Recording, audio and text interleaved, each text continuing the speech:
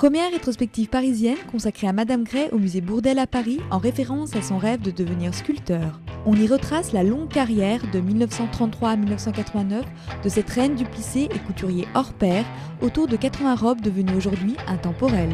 On peut effectivement parler de modernité chez Madame Gray, mais peut-être plus que de modernité, on peut parler d'une création qui est hors du temps et hors des modes en fait. Elle n'est pas du tout dans une logique de mode comme pouvait l'être Christian Dior. Elle est plus dans un style, un peu comme Chanel ou Balenciaga, mais c'est encore autre chose. Il y a effectivement ce style, mais on a plutôt l'impression d'un artiste qui est à l'œuvre. C'est presque un travail d'auteur en fait qui nous est présenté.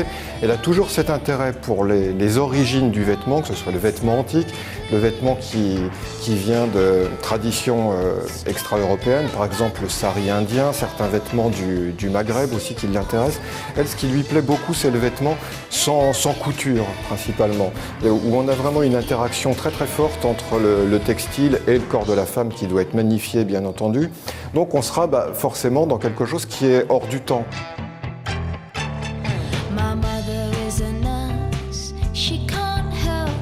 Pour revenir aussi à ce jeu, cette importance du plissé dans son travail, il y a quelque chose qui me semble très très important, c'est qu'en fait il opère comme un trompe-l'œil.